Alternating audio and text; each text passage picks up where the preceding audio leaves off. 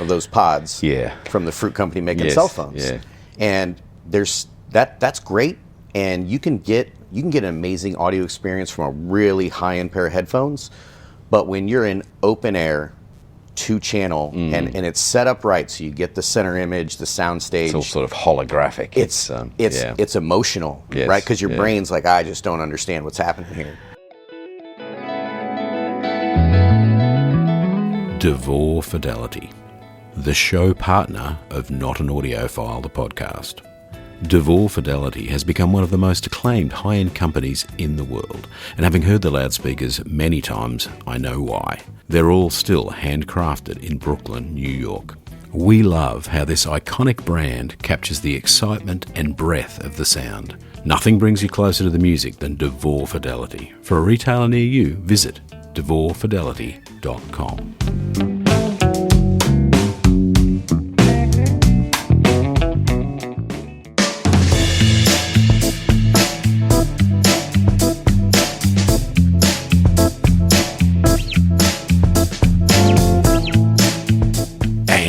We are back, Not An Audiophile, the podcast, episode 53, season 3.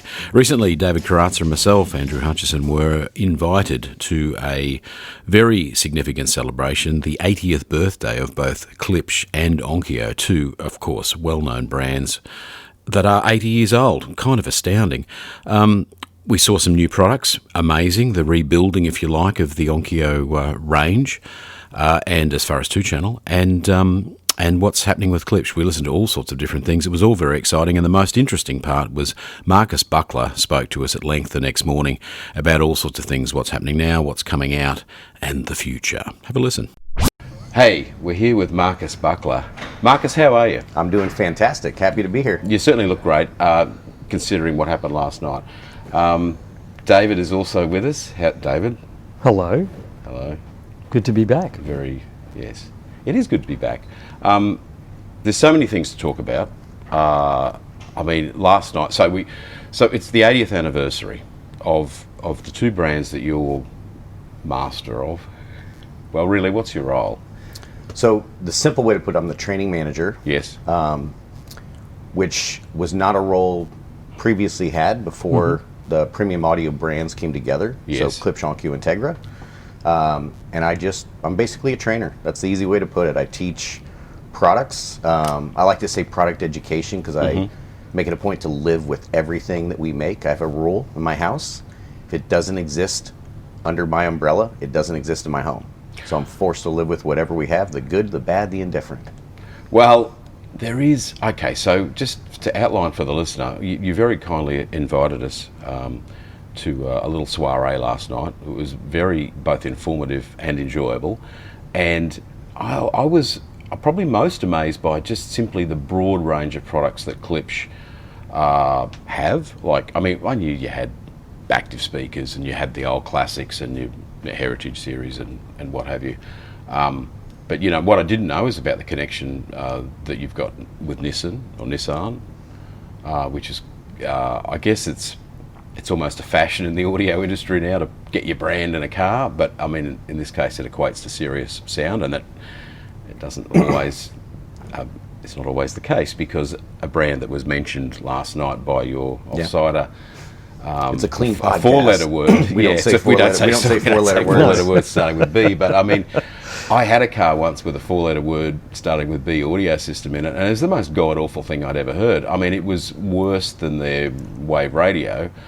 It really was, because that's actually not a bad thing. But it was. So I'm expecting big things of your Nissan audio system. But the thing is, you've got outdoor speakers. You've got custom install stuff of all kinds. TV speakers. So your house must be. Is the point I'm getting to? Your house is full of stuff, of audio gear. And you act as sort of a bit of a beta tester, I guess. Absolutely, Yeah. Now, we're going to quickly do a little bit of housekeeping.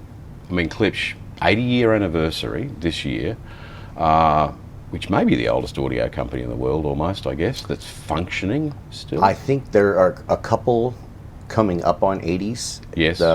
either next year or very soon. Yeah. But from what I understand, we're the oldest current running Wow. audio company. And I could be wrong. The audience corrects me, but 80 years is a long time. It is a long time, and let's face it. What state was the audio industry in 80 years ago? It wasn't. It was. I mean, clearly, it was just out of A the war. polite It was- word would be fledgling. Yeah. It was. Yeah. Fledgling. Absolutely. And so, so there's that, and then the ownership situation. Now, Klipsch, to my way of thinking, as someone who's been in the audio industry for a very long time, although not as long as Klipsch, I'm not that old. It's gone through waves, and in fact, in Australia, and probably even in America to a degree, there was a time it felt like 15, 20 years ago, it was sort of in a bit of a lull. Then it came back, and then more recently, so there's a change of ownership again. And I feel from what you presented to us last night that you're on a huge crest of a wave at the moment. Well, not on a crest, developing into a crest. Yeah. So I've been a part of other brands on the manufacturer side before, and I think 3 different owner changes, whether that's acquisition or a company going public, where Yes. you're owned by a shareholder now, Yeah. that's tough. Gentex, our new parent company, what's great about them is they knew what they were getting.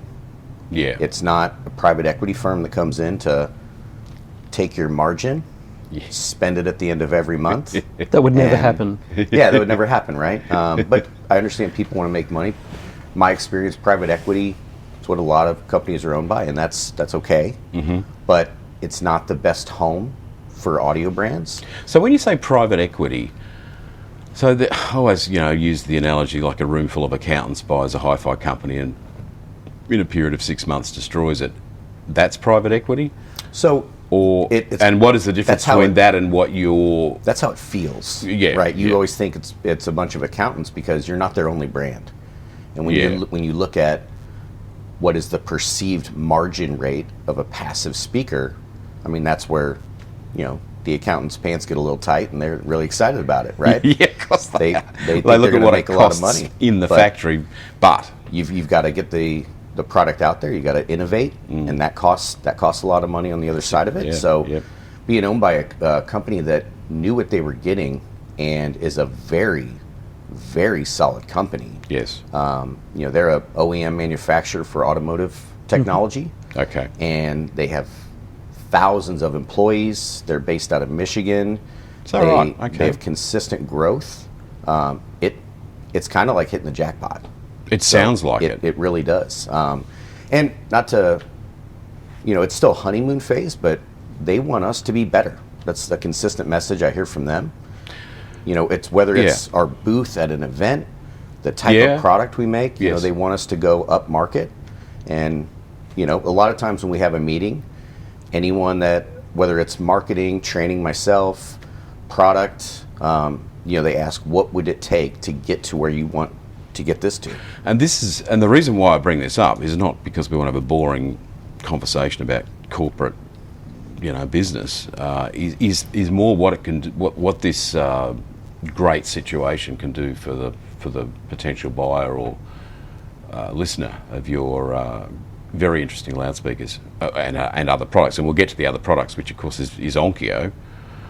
We'll get back to that. The fact that you've got a budget to distribute properly, R&D is probably the most exciting thing. You can really move things forward. I mean, and it's just the fact that you can buy a product and know that it's going to be around. I mean, because some of your products are not inexpensive, and it'd be nice to think that there'd be someone there to support it. Yeah. And do you feel that this change of ownership is likely to be stable? Is that? Yeah, I mean, so- from what you're saying, it's absolutely stable. Yeah, and I believe so. My role reports up through go to market, because I'm the one-of-one trainer for them, and for me, that really was a win. And in the audio industry, I think our listeners would agree. If you're on the sales side or manufacturer side, there are waves. There are waves where you're having a great time. They could last 3 years, 5 Yes. years, 10 years. And when I talked to my boss, who is a very good friend of mine, we after this acquisition, we're like, we're getting ready to go on a run. And let's before we get too busy, sit back and enjoy it. Yep. Just know this is the beginning of a long run. Because sometimes you're at the end of a long run with a brand you love, and you love the people you're working with, and then ownership changes. And you're like, okay, this is going to be great. And everybody says that, right? All the executives are like, we're so excited, this is going to be what we wanted. Well, it is what everyone says. says. Before you know it, you're selling watches at the same time. It's not. It's like, okay, I'll go to this tennis match and sell a watch. I don't know how we're going to incorporate this into audio. Not throwing shade at anybody, but that did happen.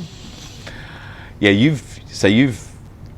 Well, it's okay. We've covered off on the corporate ownership situation, but I think some more mature listeners perhaps are just like, oh, but what's happening with who owns the company now? Like it's. So we've done that. Very stable, tons of money. You're loving it. The future looks exceptionally bright. There's a million other questions. Somewhere along the way, Onkyo. And that's Onkyo because premium brands. Owned Onkyo, I understand. So therefore, when the new company took over, Premium Audio Company. Obviously, Onkyo's thrown in now. There's So Onkyo's on is renewed as well in a way that wow. So it's also 80 years old. Yeah. Is that a bizarre coincidence or? I don't know that it was, and again, the purchase of Onkyo was before I got here. I don't know that they knew we're going to go get this brand because it was because it's the same age. From what I understand, the story goes, and I was a lover of Onkyo. I've had moments in my career where Onkyo, even when I was a dealer selling it, was not my favorite brand. Mm-hmm. And they've had their turmoil, and I think we got them at the right time. They needed a new home. Yeah. That's a big name in audio, and it's the perfect scenario for Onkyo. And it is, surely. It is for probably any brand in some ways as far as having some properly funded R&D, but and probably if you want to play in, and here's another thing that I noticed last night, the feature set of your products is mind-blowing. The amount of digital compatibility with all ways of feeding audio around digitally and upside down and inside out. Those active speakers, those new ones you've got, which sound quite impressive, even in a fairly unpleasant listening space that you had them in last night. Kind of an empty room in a way. Yeah, with a giant and a glass big space. wall and ceiling. Yes. And polished concrete. Yeah. Great stuff. And really, it was a pretty live room. Yeah, very live room. And there was I don't want to go into minute detail of the sound of just those particular speakers, but the quality of the DSP and the cleanliness of the sound struck me, and very well balanced. But there's something I want to say about this before I forget, is that everything we listened to last night, so you had the active speakers, you had the sound bars, you had the heritage range, of which you played the La Scalas, at least when I was listening, and you played a little outdoor speaker system, and then you played some computer speakers. They all sounded like Klipsch. Yeah. Is there a philosophy in there somewhere that Mr. Klipsch, way back, he happened across, probably by design, a certain balance of sound. Obviously the initial Klipsch horn loudspeaker from 1946 or 47 or what have you was a very efficient loudspeaker. So it sounded probably a certain, we know it sounds a certain way. It sounds like a Klipsch horn, right? So is there a lot of that DNA still, after 80 years, is still sort of passed on, and it's a goal of the designers to? Not just a goal. From my experience being here, without really listening to a lot of Klipsch previously, it's not a goal, it's a requirement. We still have a gentleman named Roy Delgado. Yeah. He's our lead audio engineer. He doesn't like to call himself that. He calls himself the chief bonehead. Roy is an amazing person. If you ever meet him, he's so humble. He knows his stuff. He graduated from Texas. university and, applied to be an audio engineer directly for PWK. Okay. And he carries all of that lineage through. And when it comes to So any he's been speaking- there a long yeah. time. And we have a great Klipsch product team, and we have some new guys. We have Andy Spalla, Ryan Hansen. These guys are all Klipsch, and they make sure that these things sound like Klipsch. Even if it's powered by Onkyo, it's got to have that Klipsch DNA. And we have a whole separate group over in Osaka, Japan, that does the Onkyo side. Yes. And so if we make an Onkyo speaker, like our Creator series you guys heard, it's a completely different sound, different customer, and then you've got the Klipsch sound. Yeah. Well, David has many questions about Onkyo, but one of them that we were talking about earlier, and we are going sideways here and we've gone off the rails as usual, but you mentioned Osaka. So, I mean, Onkyo went into some kind of almost hibernation. It was almost just put on the shelf for a bit, it feels like. Yeah. Now it's been reborn to some degree. Is that how you would characterize? Yeah, and I'm going to warn our listeners and you guys, I'm a trainer by trade, so if you ask me a simple question, I will give you a 12-minute answer if you let me. But hang on, it's meant to be the other way around. No, please go ahead. Yeah, so bringing it back to the Onkyo story, when Onkyo was founded in 46, it was in that CE audio world, but what they were really known for in like the 50s, they would take this pair of massive horns to concert venues. Yes, and play 2-channel. And we're talking a 6-foot-long horn. Okay, yeah. And so it was still 2-channel, horn loaded. They made some horn loaded speakers back in the day. We're talking Onkyo now. In Onkyo, yes, and the horn loaded in the golden era of 2-channel. And when it got to Premium Audio Company, I think in life there are moments where two brands link arms, and there's no rhyme or reason behind it. It just kind of happened from a situation, and I think it's just a perfect match. And like what you said about Onkyo, when I got here as a trainer, I wanted to deep dive into AVRs because I've previously worked with an AVR brand, a couple of them that are very, very good. And what really shocked me, you mentioned the feature set. It wasn't just the feature set, it was the simplicity of use from a customer standpoint. Yes. And I remember looking at it, not knowing anything about the product and going, this is going to be easy, but I have no idea how we have not been screaming this from the rooftop. Well, they didn't have a lot of money to do that in the past, so when you carry over what Onkyo has been doing, and also a brand, I have to say, that's been known for being the first at a lot of these technologies. So can you give us a list? Yeah, so for example, THX, back in the day, THX certified receiver was a big deal. We were the first THX certified receiver, the first dual recording cassette deck. We made the first in-home Dolby Atmos all-in-one box for a customer.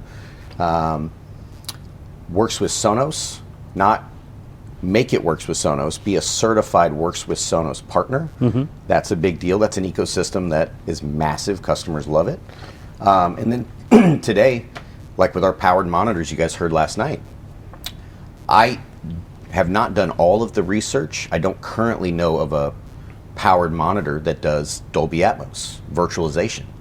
So that's the kind of stuff. Now, from a first, I'm almost positive. I'm going to say 99% for the listeners. They can prove me wrong. But it's also the first where an AVR brand designed and built the internals for a powered monitor from a legendary passive loudspeaker. And that design and the components inside is the difference.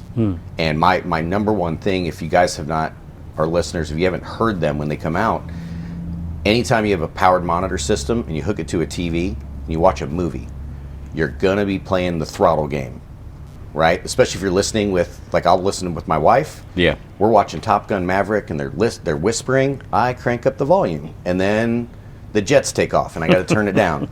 Yes, and indeed. Yeah. now with this, what really shocked me is the vocal presence. It just stays right where you need it, no And it's matter how consistent? loud you're playing. It's sorcery. And I'm not as technical as probably a lot of trainers are, but they're phenomenal. And that goes back to using an AVR company to design the internals. And that's a massive step. We started it with the Flexus soundbar system.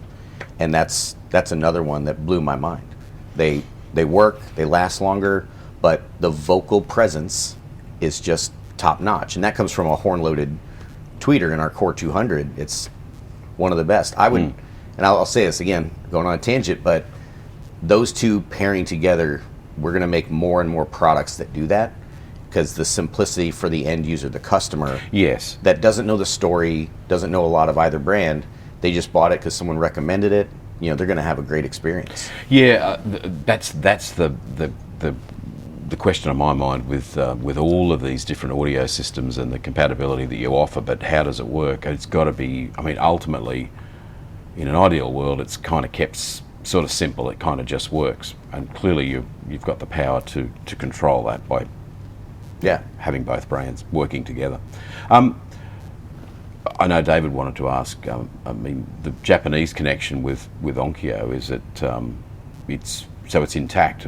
R&D for Onkyo is. So I'm not going to give specific numbers, but one of the things that I bring up on our trainings is I've seen the R&D graphs, and when you look at Onkyo and the amount of money spent on R&D, it's an upward swing. Sensational.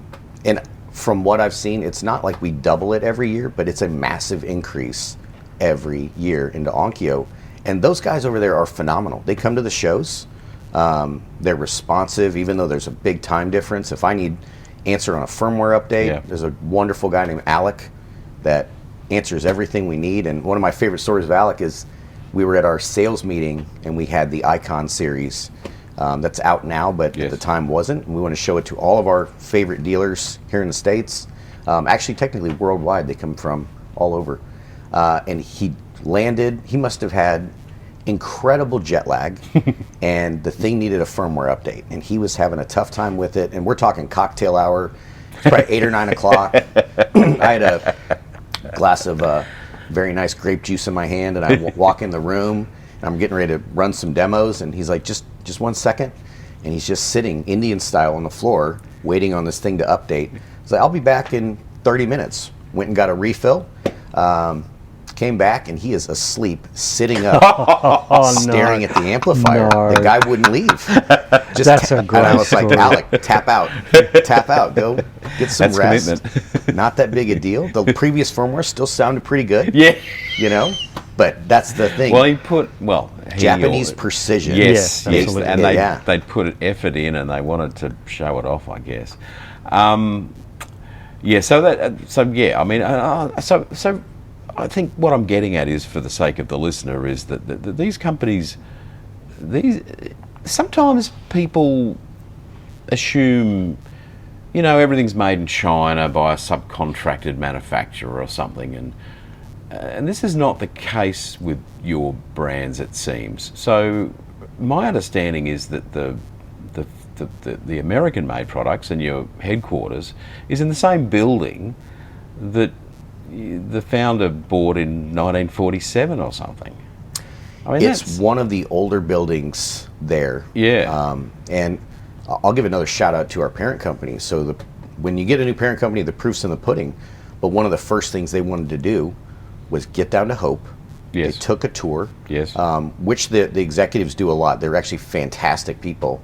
And they were like, we need to, one, take care of the employees a little bit more. So make sure if they haven't been elevated or gotten a little pay bump, let's take care of that. Yes, yep. But at the same time, look at the building. So they just got a brand new roof. Yeah, okay. We're updating the equipment. We're looking at different areas of products we make. And maybe we need to make them differently, or invest in more material and like CNC machines, stuff like that, to make what we're going to have going forward. But at the end of the day, one of the reasons people love Klipsch, especially a product built in Hope, is they are handmade by people that really care. Hope is a tiny, tiny town. And most people have been there for 10, 20, 30, 40 years. Yes. And the level of build quality that comes out of there is just phenomenal. So Hope is important, and we're investing a lot more into that. And it's a big part of where we're going to go in the future. And you've got like a museum.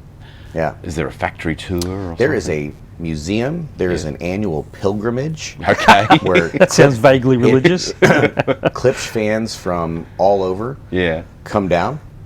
We have one coming up again. We had to postpone it because that brand new roof was in an ice storm and had a little collapse. Oops. Wow. We had to move some stuff around, and we are going to do it again. We were trying to do it on PWK's 80th birthday. Yeah, okay. So we do a press event. We were going to lay a wreath on his grave, and we'll do it again later in the year. I think September, October time.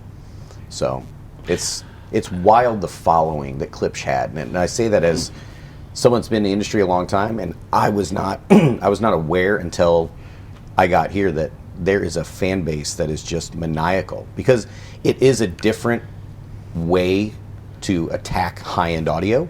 And I've worked for previous manufacturers.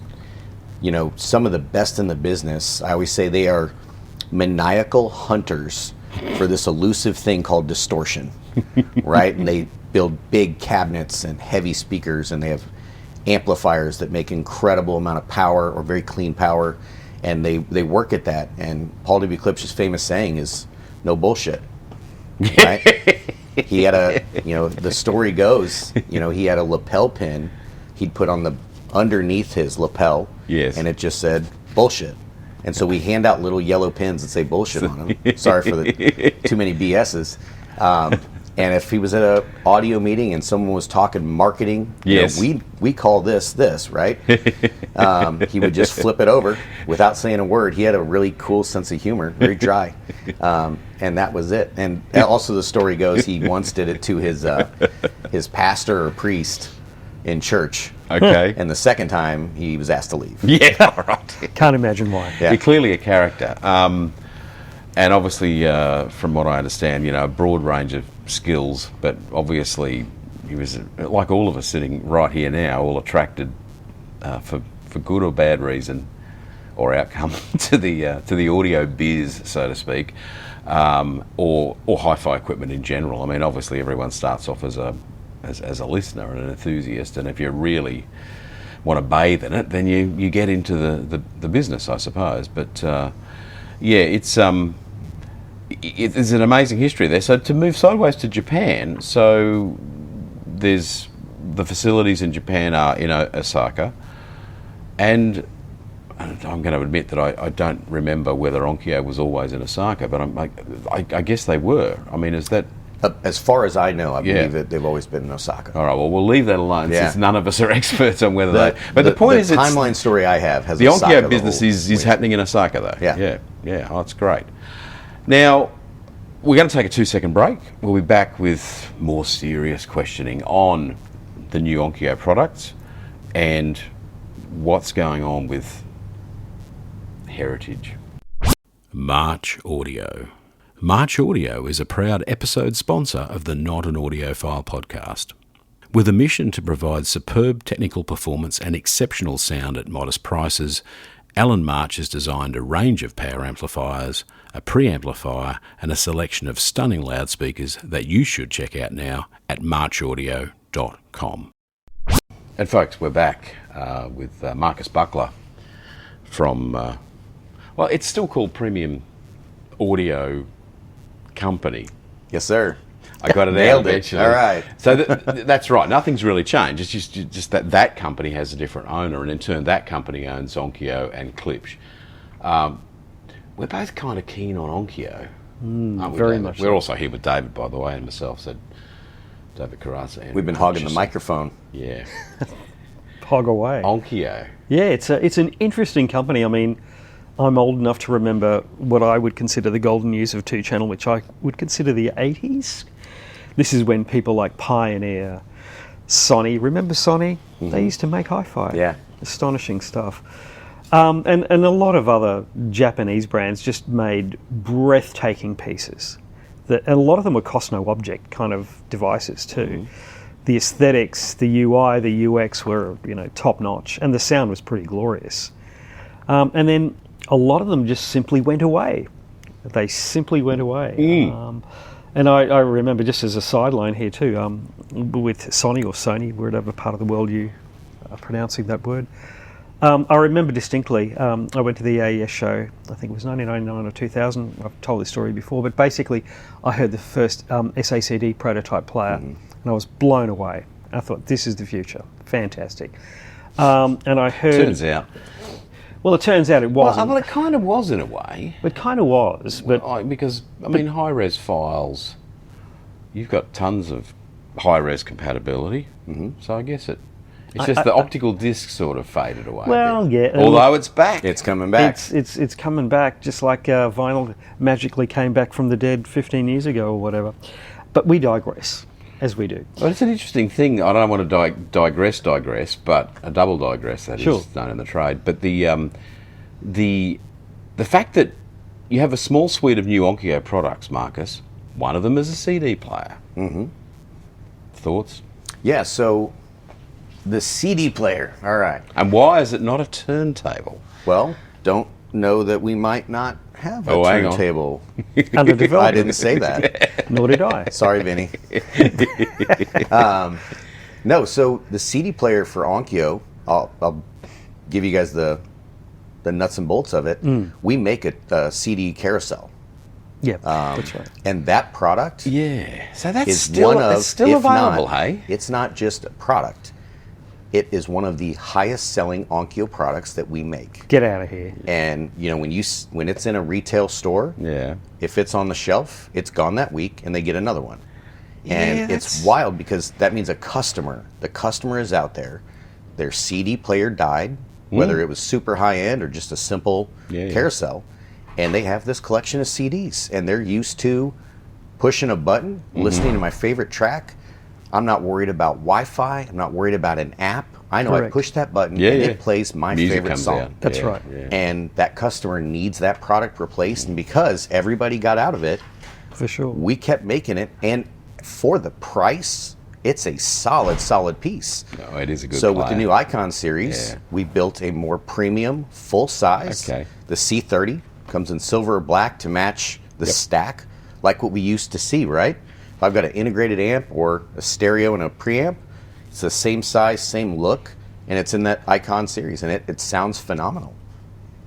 So this Icon series is what we saw last night. And there's a fully featured digital preamplifier. And when I say digital, it's got digital inputs. And I'm going to ask you the important question. Does it convert analog inputs to digital and then back again? But you may not know.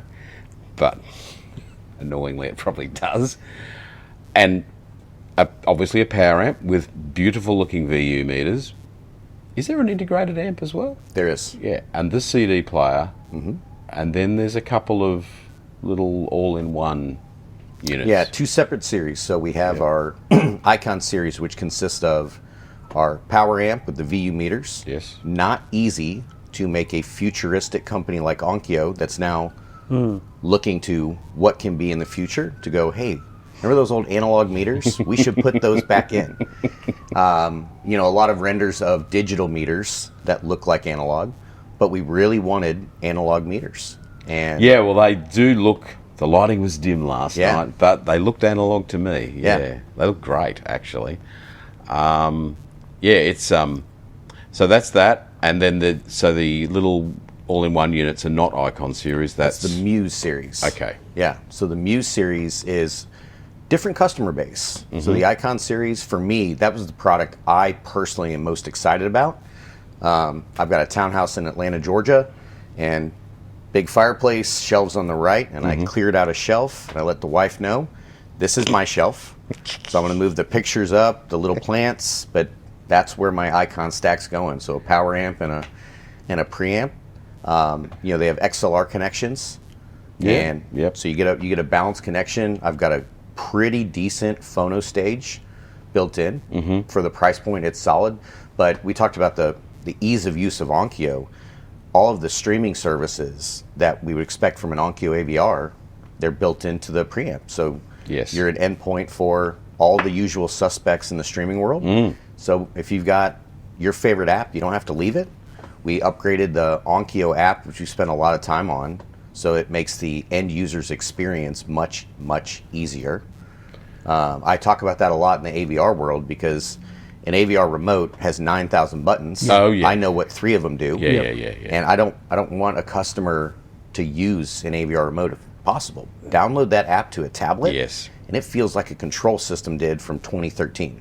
Yeah. Correct. Yeah, so all that's So- in our preamp.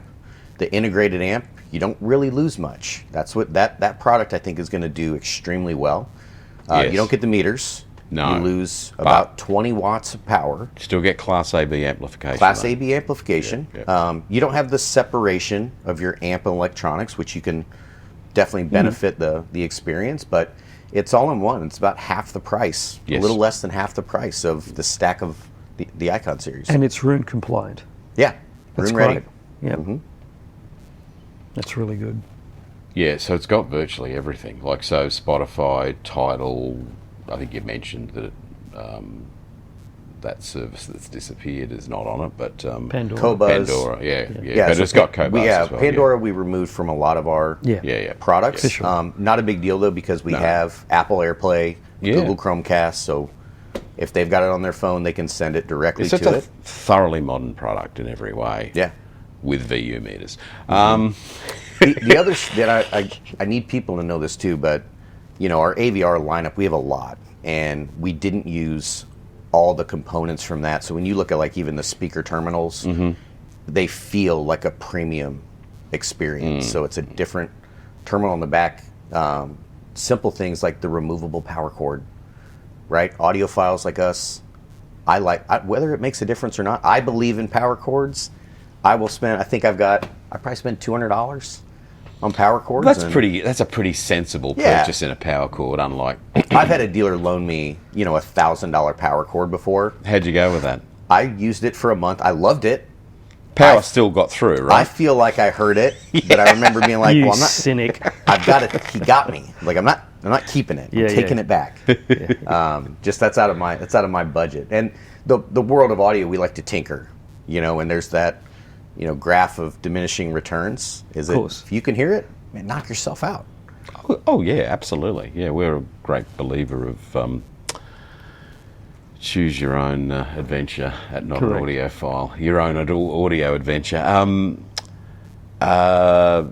Something flashed into my head that I thought was a really great question, and then it shot out again. So you can have a crack, David, while I remember what it was. But it was brilliant. Just getting back to Onkyo, I mean, given... Oh, I know what it was about Marcus's house and his wife, but keep going. Yes. It's my turn now. Your turn. Okay. So basically, given the lineage of Onkyo and what it did back in the day, the new release of these products is actually very, very exciting and encouraging. And I was really knocked out, as we've just discussed, about A, the feature set, and B, the attention to detail, just cosmetically, with the products. They look really, really distinct and very, very attractive.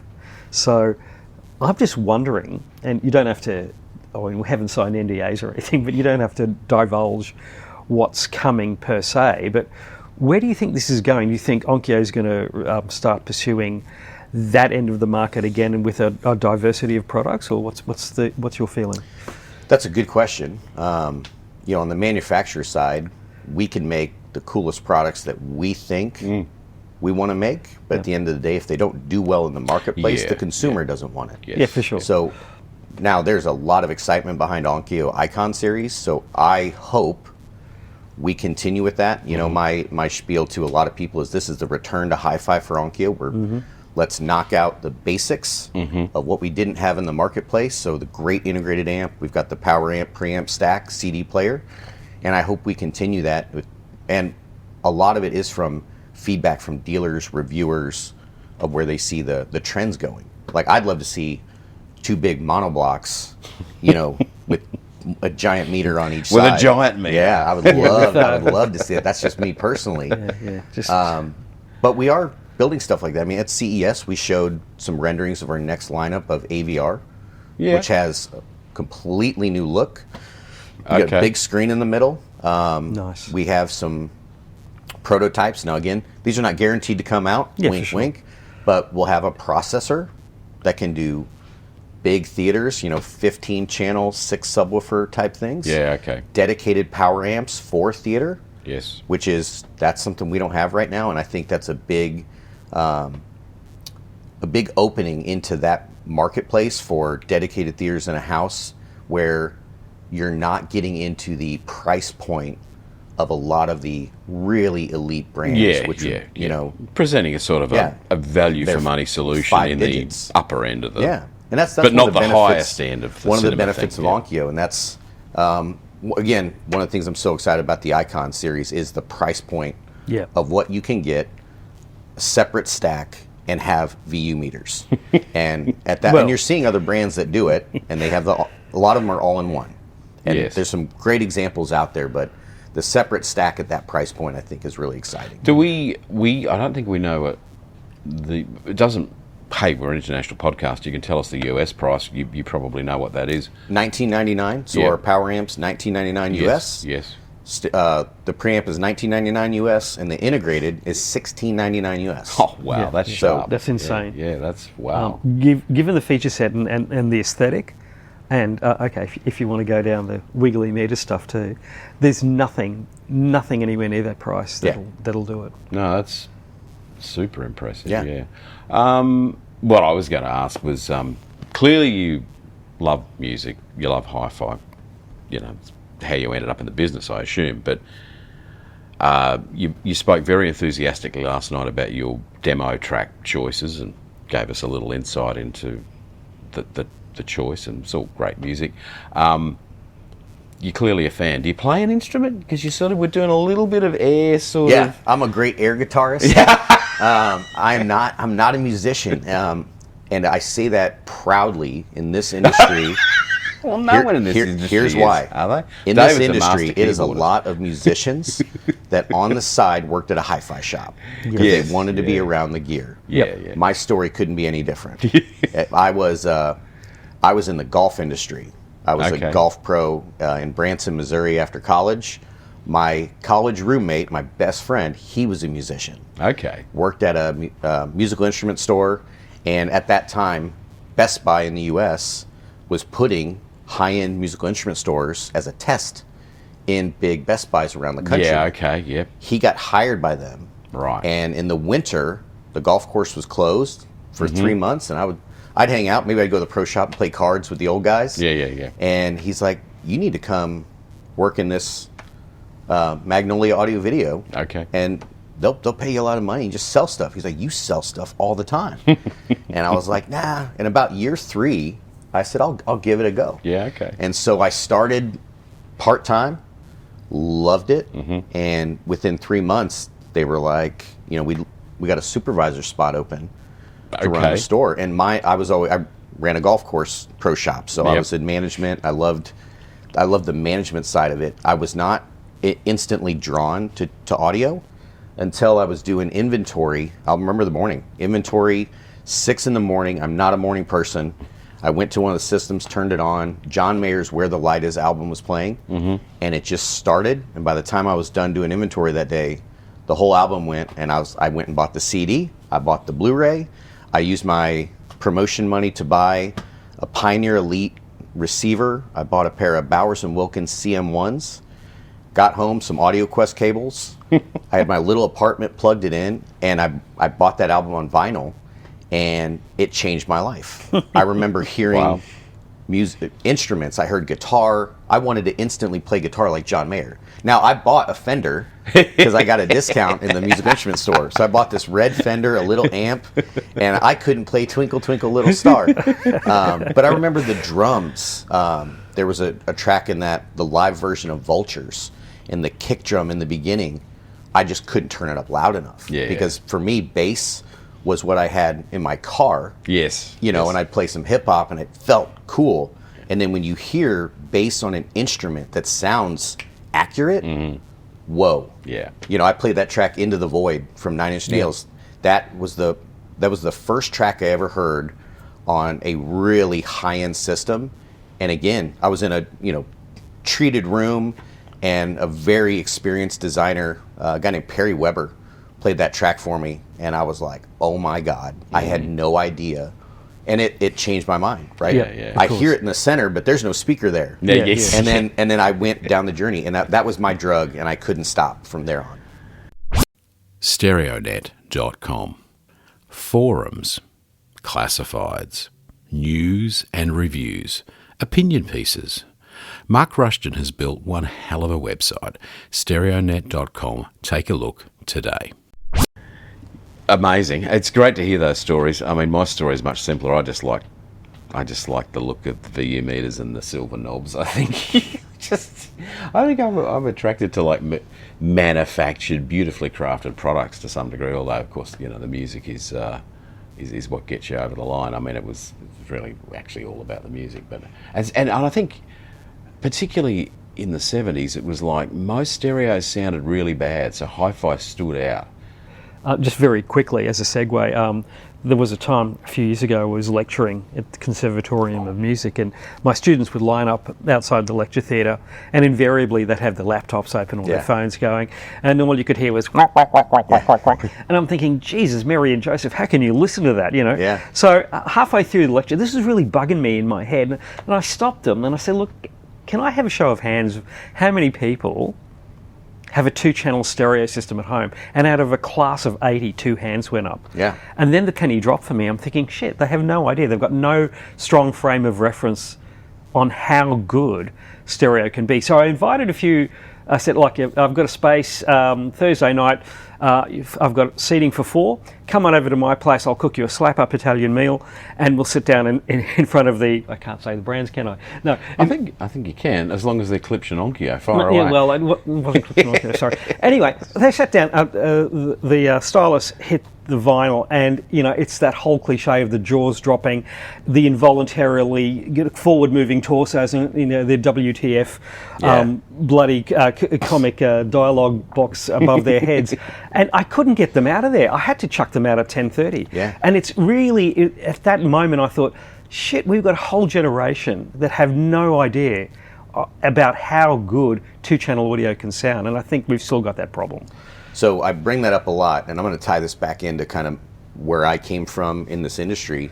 The reason I say that I came from no musical instrument background, and I say it with pride, as a trainer, it allows me to always go back to, I had no idea, and I need to simplify this for the average customer to eventually get them into that. So in my trainings, I think I said it last night, today's youth, the kids these days, I'm 42 now, so I can say that, but their first audio experience is what?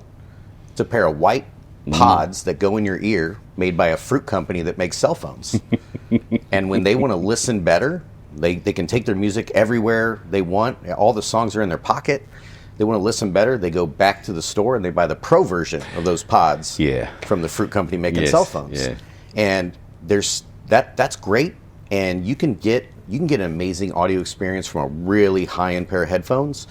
But when you're in open air, 2-channel, and it's set up right, so you get the center image, the sound stage. It's all sort of holographic. It's emotional, right? Because your brain's like, I just don't understand what's happening here. Yeah, well, there's that. There's a lot of things going on, I guess. I mean, there's the music and the way it moves you if it's it's your kind of music and you connect to it, but just to have your music presented so beautifully and rendered sort of in space, and just I guess the three of us here kind of take it for granted now, but it's interesting to recount that what got you there. Yeah. Well, you mentioned earlier, again, I'm going to plug you guys. I'm not an audiophile. I do not consider myself one. But you mentioned about consumer electronics products, and people assume how they're built.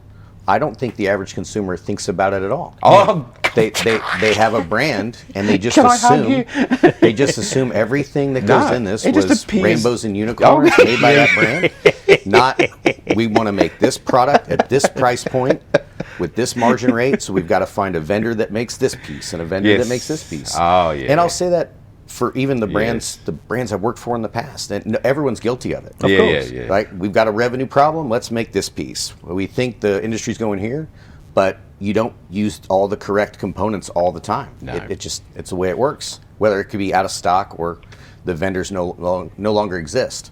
So when it comes to the new products we're making, that's what makes me so excited about Onkyo. Designing AVR style stuff. Like when I looked at the office, you can take our Flexus Core 100 or 200 and we take the lid off, and you've never seen a soundbar that looks like that. There are heat sinks in the front of the entry level price point soundbar, the Core 100. And when you look at it, I can see what they were thinking. The heat sinks aren't in the back of the soundbar; they're in the front. Yes. Right, it's a cloth grill, so it breathes cold air the entire time. No fan needed. Yes. There's 2 upward firing 4-inch powered subwoofers in the entry-level bar. So that bar, and I told this to our retailers that were there last night, every day in your store, there's at least one transaction that happens, and that is someone coming in, they buy the TV, they say yes to a soundbar, and then they point at the box on the floor, and they go, do I have to have that? And the employee might say no. It was voiced to have that, so you've got to have the subwoofer. Otherwise, it's thin and hollow. It's probably louder than the TV, but probably close to the same. So making an all-in-one bar where everything you need is there, and whatever they play, right, 2-driver soundbar, that does Dolby Atmos virtualization. So on the screen, on their whatever streaming service they're using for video, they see the logo of Atmos, and they know that they're getting a virtualized experience. That, at that price point, that is a win every day. And just for the listeners, if you don't mind, what is that price point? So you're at $399 for that entry-level soundbar, and we have 2 different flavors. We've got the black version, which is #1 seller, but we also made a custom, what we call walnut version, where it's a light gray cloth surround, gray metal grills on top, which we use metal grills on a soundbar of that price point. And then you have a piece of walnut veneer on top, so it's a more aesthetically pleasing product for anyone that's design conscious. But you're giving the customer something other than black, or just white. Because a lot of things today that is a more modern take, and we make an all-in-one speaker called the 1 and the 3 Plus, and the walnut version of that is the most popular version, and it's one of the few times that the non-black version of a speaker outsells it. That's fantastic. It's really interesting how getting back to your point about rainbows and unicorns, which is a great metaphor. And I'm not kind of being unkind to most of the consumers, but most consumers take all this for granted. They have no idea what goes on in terms of R&D and certainly manufacturing and marketing. It's really, really interesting because I work in an audio store, and sometimes you'll get folk, it cuts across demographic, whether they're a 22-year-old male or a 58-year-old professional female or a couple or whatever. They'll walk in and their mouths will open and they'll say, I'm looking for brand blah, blah, blah speaker. And my immediate question is, and why are you looking at that brand? And invariably they'll go, well, they've got a good name on the internet. And so they do a ChatGTP or a Claude search, and of course, being a scraper, the scraper will just return, kind of what's the biggest market impact we've got out there.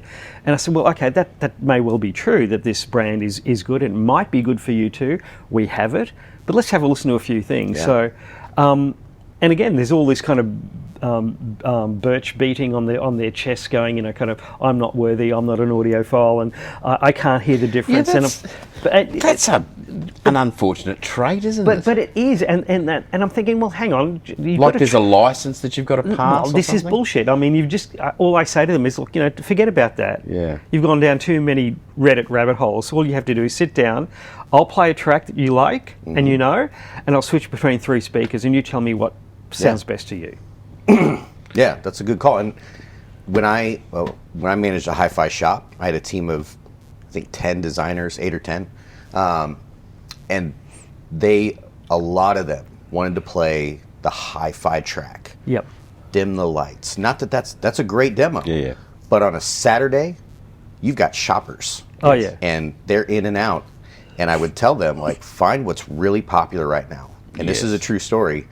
At the time, Taylor Swift's 1989, and I bought it at the store on vinyl, right? Which means it's just digital vinyl, but just pressed into wax. Don't tell anyone. Right? And we put it on the front system. And I go, just go play that. Let it play all the way through on the front side, flip it over, just watch what happens. And you've got women with strollers, you've got kids, you've got the dad that's along with them. They get to walk into the dim lit room and listen to speakers. And you talked about the demo and playing the speakers. Anytime a male was in there that was, man, I love this, but I got to talk to the wife. Like, don't go talk to the wife. You will do a terrible job of explaining what you just heard. I promise you that. You're going to be looking at your feet, making circles. Like, honey, I was just thinking we should add some audio. $20,000 worth. No, bring $20,000. Bring your wife in. Absolutely. Let her sit down, listen to her favorite song. Yes. One of my favorite stories was I did just that. And, the wife came in, they did a demo on a Sunday. She was a pianist. Mm-hmm. And she couldn't believe that a speaker could reproduce the weight of piano. Exactly. Yeah, and and she was like, yep, we'll take those. Yeah, and he was looking at a speaker that was the next step down. Yes, Yep. yes. Yeah.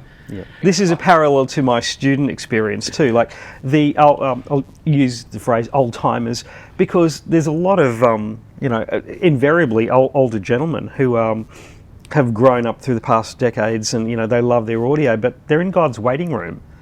And the question we have is an existential question in the industries: is how do we make younger people fall in love with 2-channel audio? I've got an answer to that. Let's hear it. So we're currently doing this. We were very fortunate to partner with an influencer, Devin Turnbull. He goes by Ojas. Yes, I wanted to talk to you about that. Yeah. What was great about the story is when I did my research into who is this guy, very unique individual, but he would set up in major cities. I believe it's in New York, the one I remember, but he would rent these big rooms out, set up a 2-channel system on a horn-loaded speaker, just a two-way speaker, play some vinyl or possibly some streaming, and these younger influencer kids would line up around the block. Because it would be on Instagram and all these things. I want to come listen. And it got unbelievably popular. And then I don't know if we reached out to him or he reached out to us. Well, see, that was my question. But we partnered and we made an Ojas speaker. Yeah, I wondered which way that went. It's either bare wood with a very simple box. A sand cast horn on top. Yep. And the first time I saw it, I was like, that kind of looks like an erector set, on a box. And There's a bit of but that. it's one of these things too that the longer you're around it, the more you're like, man, I don't know, that's pretty freaking rad. And that's how we did a limited run, and every one of them is sold out. We're currently doing a second one. And they're amazing. Get your orders in now, basically. Yeah. It's a unique looking speaker, and it's technology that we used back in '46. So I love this because it's he adds mystique, charm, art, a little bit of Andy Warholness or something. Mystique's a great word for it. To the whole thing, but it attracts a different audience, right? I've got a couple of questions. One is, one of them was how the relationship kind of kicked off, whether it was he spoke to you or vice versa. And I suppose I thought from a marketer's point of view, you might have contacted him, but then he was he already using your Klipsch parts, or was it just that it happened to look like a Klipsch speaker? I am not as versed as like our marketing team is with that, but I do know he was very into horn-loaded speakers. Yeah, okay. So he already knew about Klipsch and what we did. And he was no doubt a fan. Yeah. Yeah. So the partnership was just kismet. Yeah, and the second thing was, so I have briefly heard the speaker, but not in a very good environment. I think it was at Munich last year or something, but it was not a great room. But and it was only sort of playing in the background, I think. So it doesn't sound like your other heritage models, the Ojas. It's how would you describe it? Has it got a certain charm? Yeah, so it does not sound like the heritage product. It is a unique sound. It is the definition of simplified. We talked about PWK, and it should have a no bullshit sticker right on the side because there's nothing else in it. So you put very little power. Doesn't fit with the aesthetic that Devin's and it just, working on that. It just sings. And I did hear it. I was in the room in Munich running demos, and I was blown away by the I didn't sound hear of it properly. We're probably talking about the same room if we're talking last year, but there was a lot of people and there was a lot of talking. Mr. Darko would be so happy with me now telling him. I had it alone the day before the show opened. Yeah, okay. And so I you got heard to it properly. sit, and really listen to it. Yep. And I was just floored by it. And I say this because when you've been with high-end audio brands for a long time, you believe all the stories, and they all have a unique sound. Yes. But when it comes to what we do at Klipsch with efficiency, right, making sure that nothing overworks to give you effortless volume and detail, he took that. And so I believe it sounded probably better than anything he's built in the past. Yeah. At that size or Yes. price point. But yeah, it was a very unique sound, and people couldn't get enough of it. I could play them, we had the Fortes there, we had Reference Premiere, and they sounded great. We had RF7s in that room, and they wanted, what is that thing with the metal horn on top? I want to know. Yeah, and that's just, that's the unique thing about audio is people do, my dad was a chef, they eat with their eyes.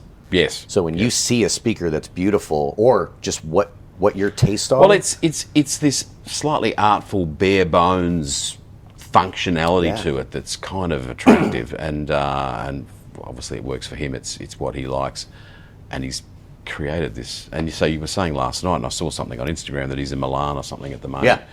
Yeah, right now. Yeah, showing it off to an Italian audience of Americans, or whoever's there. We're going to have a quick break. Thank you, Marcus, David. We're going to come back. We're going to talk about the heritage range, which I guess is being improved over the years, and let's touch on that. So yeah, back in a second. Find the sound of your life by crafting a quality stereo system with the HiFi Shop, featuring all the brands you know and love: Riga turntables, Bowers and Wilkins loudspeakers, Exposure electronics, amplifiers and CD players from the UK, and of course Sonos Faber loudspeakers from Italy. The HiFi Shop helps you create your sound. Visit the team at hifishop.com.au. Soundstage Australia, Edgar Kramer writes a magnificent, highly detailed and careful review, great photography, interesting products, and over at soundstageaustralia.com you can see those. We're back in the room with David and Marcus. David's got a question about OJAS. Yeah, look, it's a fascinating product. I'm just wondering what the production run of it's like. So our first partnership, we did a production run of a few hundred, and then because of demand, did a second run. This round it's going to be a single run from what I understand, and it'll be, I believe, I apologize if I get it wrong, guys, but I believe it's around 500 to 600 units. Okay, wow. So they'll probably go in an eye blink. They will be gone. And what's the recommended price US? What are they selling for retail? That's a really good question. Yeah. I do not know the current price That's of the cool. new one. Yeah. Okay. The previous model I believe was 7,500. Okay, cool. The heritage range, now speaking of Munich, did you, correct me if I'm wrong, because I don't know, I must be losing it. I can't remember where I heard these enormous speakers that you make, the big suckers. The Jubilee. Is it Jubilee? Did you have those in a special room at Munich last year? Not last year. No, was it I believe it the year before. Okay, so what? But yeah, okay, that's where I must have heard them, and that's probably why I couldn't work out whether it was last year, because it wasn't. Wow, they have got this effortlessness, this space-filling sort of. I don't even know how to describe it. It's a different presentation to. Well, I mean, you used to work at Martin Logan. Mm-hmm. It's a different presentation to that, isn't it? Yeah, it sure is. I mean, they both have their own charm, right? Yeah. But wow, I don't know. But you're onto something there, because it's similar. You know, if you listen to an Electrostat panel, whether it's Martin Logan or one of the other brands, there's an eeriness to a stat panel. Yeah, absolutely. Right? It's this clear panel. Yeah. And I'm looking at it, and I don't see it moving, but I hear this soundstage and center image and depth. And that's what the heritage products do. I mean, obviously Jubilee, but because of the efficiency story, which again is the opposite of what a lot of audio brands do. We're not maniacally hunting for distortion. We're making sure that the distortion from the amp doesn't overwork, which is where most of the noise comes from. Mm-hmm. And it's just effortless volume, which means the detail's there and that's where the airiness you mentioned. Well, that's the joy of the super efficient loudspeaker, is that it's not working. Yeah. It's hardly moving to create all this sound, and clearly there's not this underlying mechanical thuddery going on trying to create noise. It's I guess that's, I'm supposed to know about these things as some kind of And loudspeaker designer, but it's really good. It's great. It's really good at making woofers. Yeah. Our subs, our woofers on our speakers and our subwoofer line, that's something that is just top notch, because you put a price point against, and there's some wonderful manufacturers out there, nothing against them, but you go toe to toe for the same price, it's tough to beat. The output is incredible. Well, to some degree, you as a big company making a broad range of audio products, you have it does get to a point where you kind of are hard to beat, because you have a volume of materials that you're chomping through. You buy at a slightly better price or whatever, and you make everything very efficiently, and you've got some very, very smart people working for you on the design front to make the design great in the first place. It's as far as a value for money, Klipsch is clearly very hard to beat. Yeah. Well, one of my favorite things, having worked with other manufacturers, the stories tend to align. At the end of the day, we're trying to give you what the artist intended. Well, when the artist plays their music live, you're not hearing the artist, you're hearing a speaker that is draped from the rafters, usually in a line array. Correct. And that's a horn-loaded speaker. Yeah, funny. And so when you talk about, I love concerts, I love going to the movies, you're listening to a horn-loaded product. So when you put a horn-loaded product in your living room at a much cheaper price point, you're getting effortless detail and the volume you'd expect out of, going to the cinema or a concert. Agreed. Hey, which is your favourite model? You must have one, right? Or do you not? Because they're all so good, right? Yeah, everything we make is my favorite model.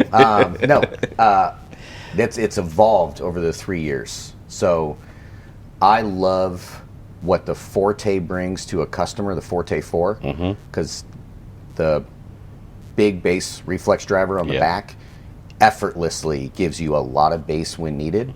I like, my favorite speaker is easily the La Scala. Yeah.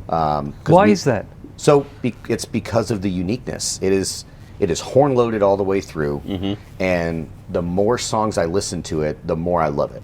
Yeah. So like one of my favorite albums is Joe Bonamassa live at Royal Albert Hall. And when I played one song from that yesterday. I don't know if you guys were there for that. Oh yeah. No, but on La Scala, you get the separation of a three-way speaker, and then that box, because I've been around enough speakers, I get technical with that. The top box is completely separate from the bottom cabinet, so there's no interaction there. Yep. So no matter how much detail is in, it's all separated. And the horn-loaded woofer in that unbelievably heavy, dense cabinet has a thickness and a texture to the bass that I don't hear on any other speaker. The K-horn would be the closest thing, but the K-horn is massive, and I can't fit it in my townhome. But La Scala for me, like that's the one. And I've heard last year our sales meeting we updated it so you can do tri-amping now.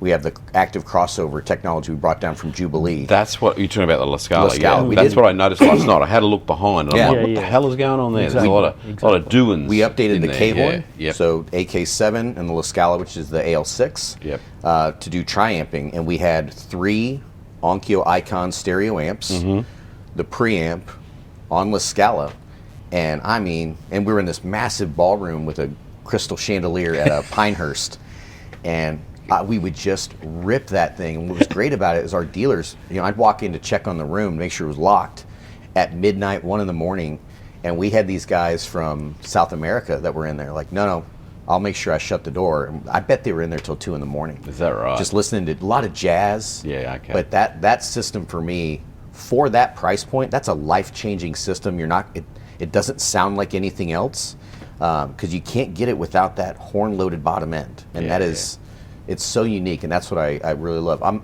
I don't own a lot of subwoofers, and I listen to a lot of stuff that's just rock, acoustic, so there's not an instrument that plays down to subwoofer level for what I listen to. Yeah. And so I love to have just 2 speakers and in my amplifier stack, and La Scala would be it. Okay. Well, you've actually answered the question, because, you know, most people don't want to be drawn on that, you know. I was taken with those giant ones, the Jubilees. Nowhere to fit them. I mean, most people don't, probably. Well, you probably don't either. Even the La Scalas, which aren't, in absolute terms, the biggest speakers in the world by a long shot, but they're certainly not the smallest. They've got presence. They do. If you're in the room, How very they're there polite. with you. Well, they're actually quite deep as well, aren't they? They are. They're quite a hunk of box. So, I guess the future, to sort of wrap up, unless there's some particular things you'd like to bring up, Marcus, but so the future of Klipsch is clearly broad-ranging and strong and kind of exciting. What do you see as the highlights? What sort of... So we talked about this.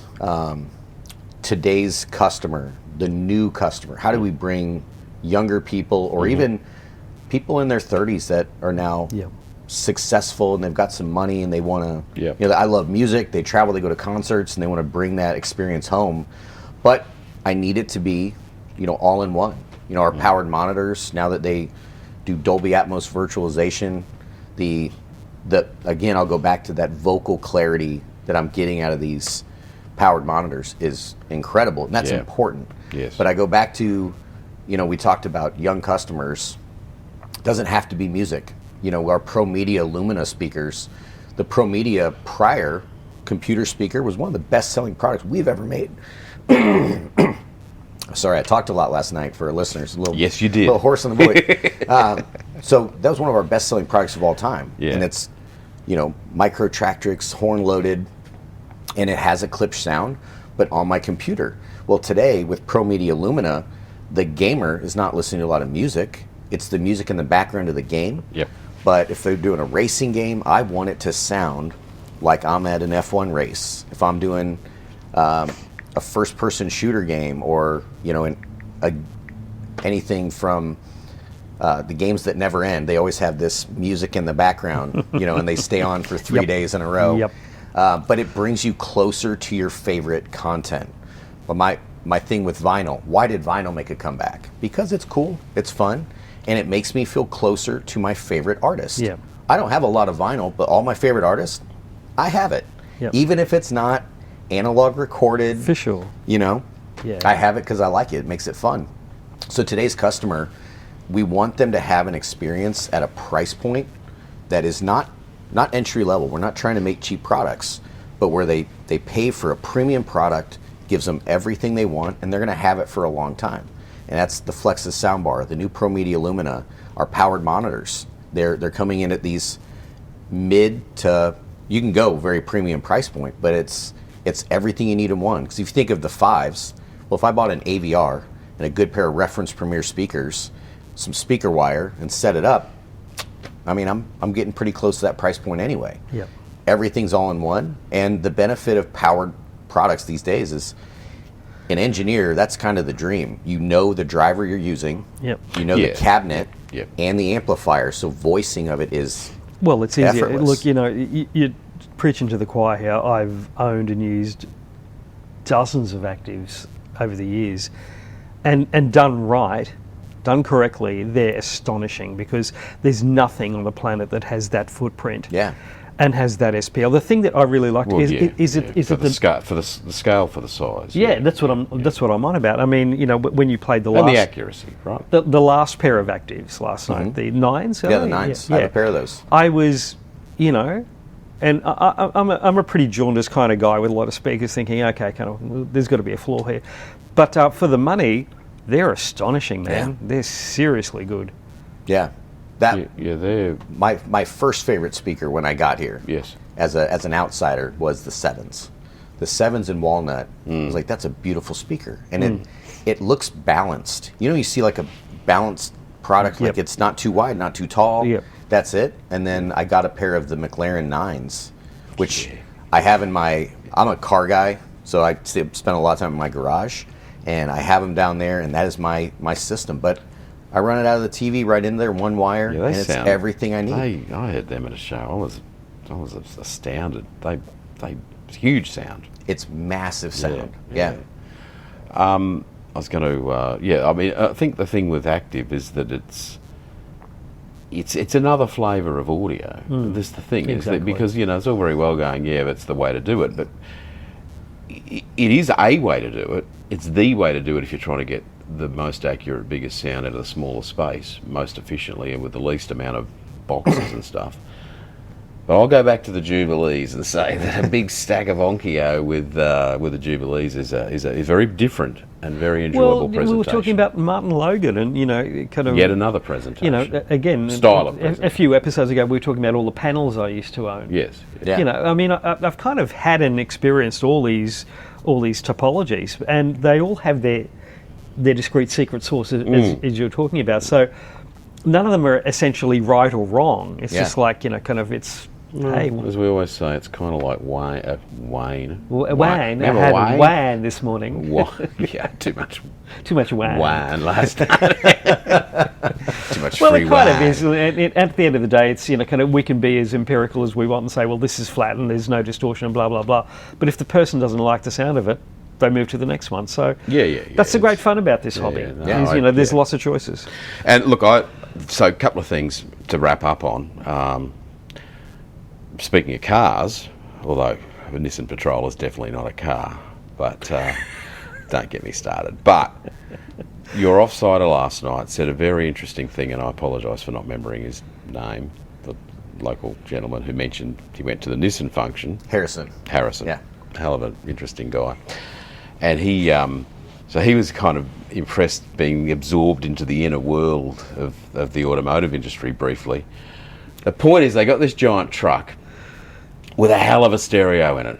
And like he said, they're listening to their music and they're loving it, and then they get home and they've either got nothing or a phone so it's such a, from a Klipsch marketing point of view, it's cool as hell, isn't it? I mean, you because we just said the hardest thing about flogging hi-fi equipment or turning a new audience on is giving them a demo. The thing with doing the car is where a lot of people listen to everything. Well, they get a chance to listen. They get to crank it up as loud as they want. And they that's can right. sing at the top of their lungs and no one hears them. Yep. But when you're building a system like that can be a double-edged sword. You mentioned a system you had before, the four-letter word, and you thought it was crap. I wasn't. That's a premium. It's not that I thought it was. Yeah, it was premium worse than upgrade dreadful. though.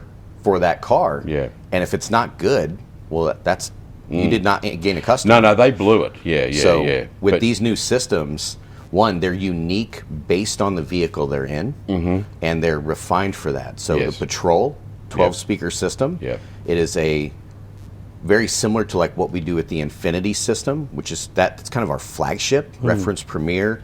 That system's incredible and is refined.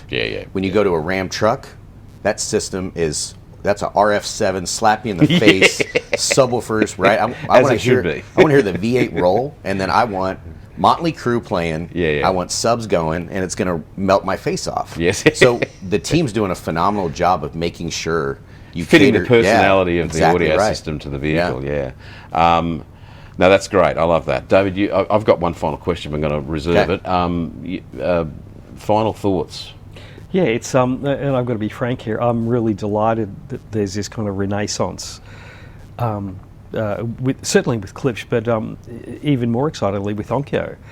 It's more of a renaissance in a way, isn't it? Because that's my point. Other than the AVRs, which are clearly very good. Yeah, I mean, but they've been chugging along for years, and in our store we sell the Onkyo AVRs, and they never come back. They're reliable as hell, which is great. But the new generation of separates looks really exceptional. And as much as I love the pre and power things, that the thing that really excited me most last night was the integrateds. They're just bullshit value for money. It's 110 watts of AB. The power amp's 130. You're barely losing anything. All in one box. In the integrated amp. Less than half. Are you referring to the integrated streaming box? Which is probably amazing. class Is that got Class D technology? Well, the Muse series is Class D. The Muse series, smaller sorry, chassis. yes. Yeah. You've got the screen. Such a smart little and unit. One of my favorite features on that, this is going to sound stupid, but on the front of it is a button, physical button, that changes the displays. So it goes from up and down vintage style That's meters, right. Yep. side to side like Exactly. the icon. You have a full screen for your inputs. Yes. And then the fourth one is your album art. So if you're on the network, you've got your metadata from your album. And that's today's customer wants to know what they're listening I'm to. impressed with those. We'll talk about that in the future. Indeed, we will. Final question's got nothing to do with audio. You said you're a car guy. We're all car guys in this room, aren't we? Yes, we are. Very much so. David's had some very interesting cars. What are you driving? What do you like? I currently have and I'll have this car forever. It took me a really long time to track it down. I've got a 2013 911 manual. Wow. And it's, Wow. Yeah, it's my Wow. dream car in the right color. What colour? It's called A-Gate Gray, but it's like a dark charcoal gray with white stripes down the doors with the red Porsche inside. Jesus Christ! And this is not the answer I expected. Yeah.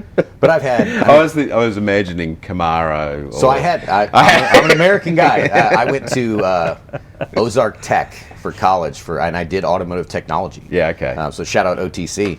But I had a Camaro with a roll cage when I was in college. Yeah, imagine my surprise. I had a Trans Am. I had 2 Corvettes. Then I went to a Jeep phase where I had motorcycles. Yeah, okay. And then I got into German cars. I bought an old 85 Mercedes 500 SL. Oh my Okay, God. so you're speaking David's language now. For Yeah. $3,000. That's Yeah, insane. wow. I just moved to Atlanta. It was on a dealership, and it was the owner's car that he was like, just get rid of it. And they had it for $6,000. How many, I was going to say K, how many miles did it It have? had about 85,000 miles. Get the fuck out of here. And run in. I paid $3,200. Do- It's the do- only car I've ever paid with a debit Do you card. know how much those are worth now? Yeah, I know.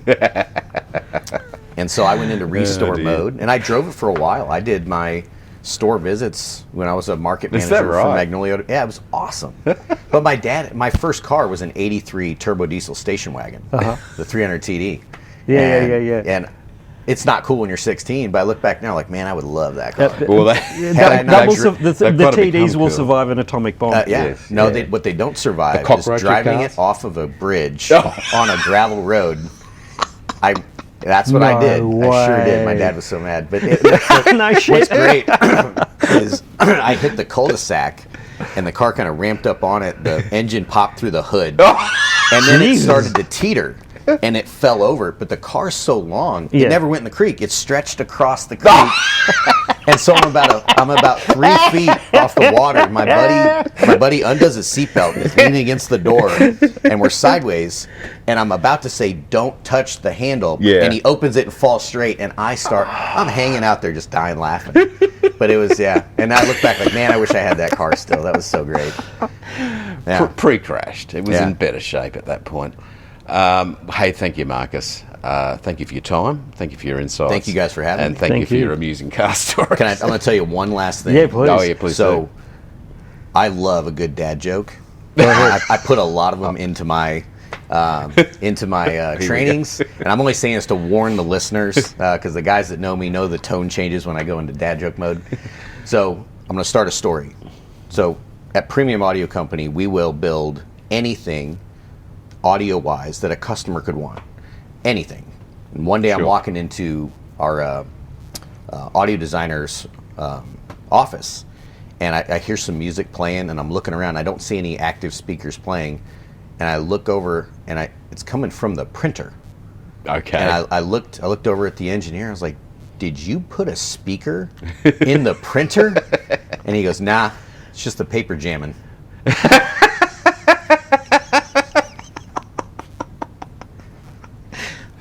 Fade out. Fade out.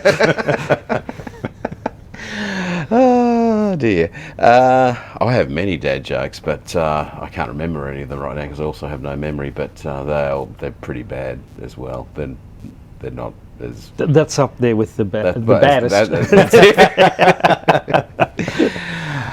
Thank you, David. Thank you, Marcus. Thank you, myself.